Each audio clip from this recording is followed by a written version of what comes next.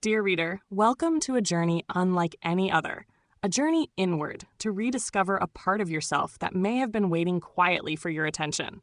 Within these pages, you will meet someone extraordinary, your inner child. They are the keeper of your joy, creativity, and wonder, as well as your deepest wounds. Reconnecting with them is not only healing, it's life-changing.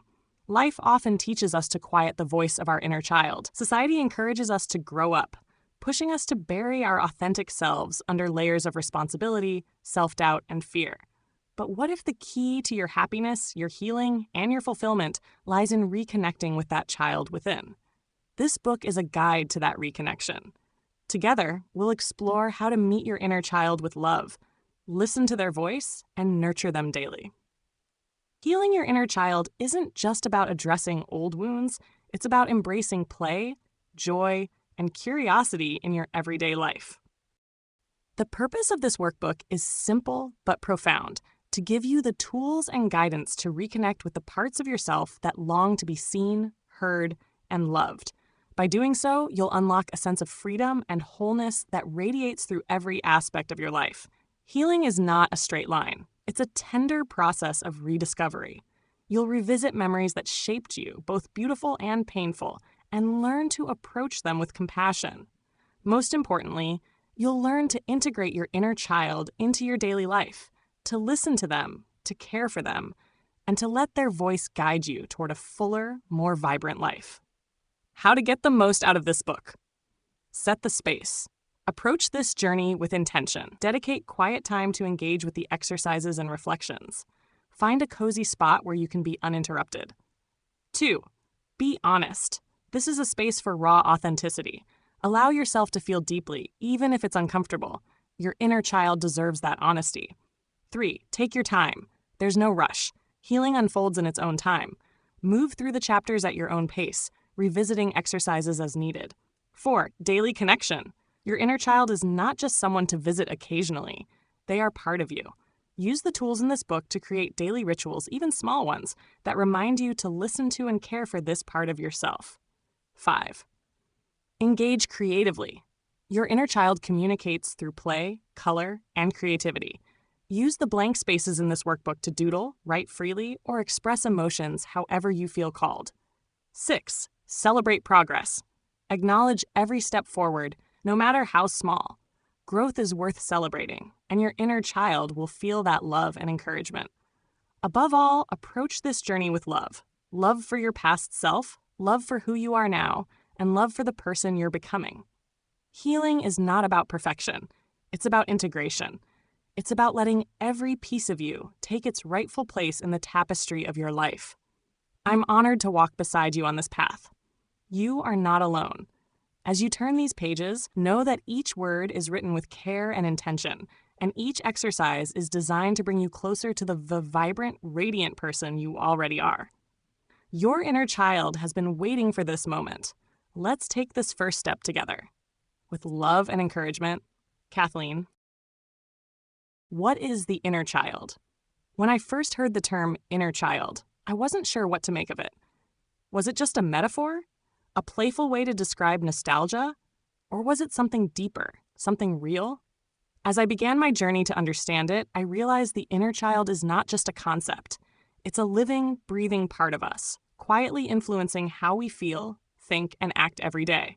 Your inner child is the part of you that carries the memories, emotions, and experiences of your younger self.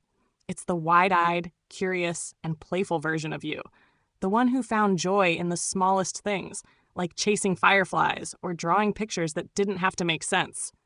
But it's also the part of you that felt sadness, fear, or hurt when the world wasn't as kind as it should have been. This part of us doesn't disappear when we grow up. Instead, it becomes a part of our subconscious, holding on to both the light and the shadows of our childhood. Think about it. The moments that shaped us most, whether they were filled with love or pain, don't just vanish as we age. They live within us, influencing how we see ourselves, how we relate to others, and how we navigate the world. For some of us, our inner child might feel neglected or even silenced. Maybe we were taught to be strong, to hide our tears, or to suppress our feelings. Or Maybe we grew up in an environment where our needs weren't fully met. Those unmet needs can leave a mark, creating patterns of behavior or emotions we carry into adulthood. Patterns we often don't even realize stem from that younger version of ourselves. Reconnecting with your inner child means honoring those parts of you that may have been forgotten or ignored. It's about giving space to the laughter and playfulness you once knew, as well as offering comfort and healing to the parts of you that felt scared or alone. Here's the beautiful part. When we begin to nurture our inner child, we unlock parts of ourselves we didn't even realize were missing. We feel more alive, more authentic, and more whole. We start to understand why certain things trigger us, why we have certain fears, or why we crave certain types of connection. And as we do this work, we find that our inner child isn't just a source of healing, it's a wellspring of joy, creativity, and love. The inner child isn't a stranger. They're you. They've been with you all along, waiting patiently for you to remember them.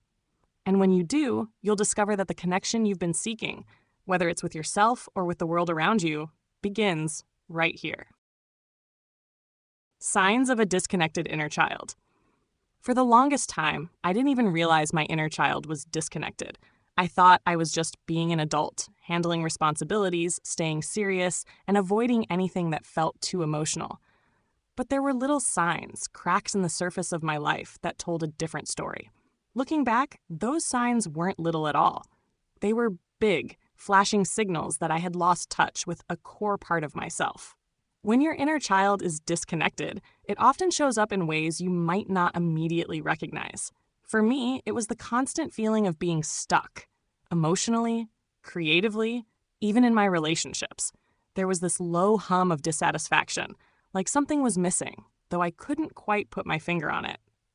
Here are some signs that I've learned to watch for, both in myself and in others, that might mean your inner child is crying out for attention. 1. Difficulty experiencing joy. Have you ever found it hard to just let go and have fun? Maybe you feel silly dancing, playing a game, or doing something childish. For me, joy often felt fleeting or like something I had to earn. The truth is, when we're disconnected from our inner child, we lose that natural ability to embrace joy and play without overthinking it. 2. Perfectionism and overworking. I used to think my perfectionism was a strength, but now I see it for what it really was, a way to protect myself from feeling vulnerable. A disconnected inner child often means you're trying to prove your worth through achievements, avoiding any risk of failure or rejection. 3. Emotional triggers. Certain situations would trigger intense emotions in me, and I couldn't figure out why. Sometimes a small criticism would sting like a deep wound, or I'd overreact to feeling ignored. Often, these reactions stem from unresolved wounds in our inner child. 4. Difficulty trusting others. If you've been hurt as a child, it can manifest as walls in adulthood. I realized I struggled to let people in fully, always bracing myself for disappointment. A disconnected inner child might feel abandoned or unsafe, making it hard to trust. 5. Feeling chronically unfulfilled. There were times I achieved my goals but still felt empty. It was as if nothing was ever enough. This is a sign that your inner child's emotional needs, like love, safety, or validation, weren't fully met in the past and are still longing to be addressed. 6. Ignoring your own needs. Do you push through exhaustion? Forget to rest or care for yourself? I used to think self-care was selfish until I realized that neglecting my needs was a reflection of how my inner child felt, unseen and unheard. 7. Fear of vulnerability. Letting people see the real me felt terrifying. I'd keep parts of myself hidden, afraid of judgment. This was my inner child saying, I've been hurt before. I'm not ready to be open again. 8. Over-reliance on external validation. I caught myself seeking approval in almost everything I did, whether from work, friends, or social media. When you're disconnected from your inner child, it's easy to look outward for validation instead of knowing you're already enough. Number 9. Emotional numbness. There were times when I felt disconnected from my own emotions, like I was just going through the motions of life. This numbness can be a defense mechanism, a way of protecting your inner child from pain. 10. Struggling with boundaries. Saying no was hard for me. I'd often put others' needs above my own, fearing rejection or conflict. This lack of boundaries came from a part of me that learned, long ago, to please others to feel safe or loved. Recognizing these signs was like peeling back layers of my own story. They weren't flaws or failures. They were clues, guiding me toward the parts of myself I had neglected. If any of this resonates with you, take heart. These signs aren't permanent, and they're not a reflection of who you are. They're simply messages from your inner child, asking you to reconnect. That's where the healing begins. By noticing these signs, you've already taken the first step toward listening to that quiet voice inside you. And trust me, they're so ready to be heard. This concludes the first section of the course. Feel free to pause, take a moment for yourself, and reflect on what has been covered here. In this playlist on YouTube, I will dive deeper into each of these points and provide a downloadable workbook to help you focus on these specific areas. For now, ensure you've downloaded the workbook associated with this course, and go to the end where you'll find exercises and questions designed to help you reflect on this moment. Once you're ready, return to this video to continue the lessons. Alternatively, you can progress through the course until the end, absorbing everything, and then revisit each section at your own pace. Take a moment with some healing music before we move on.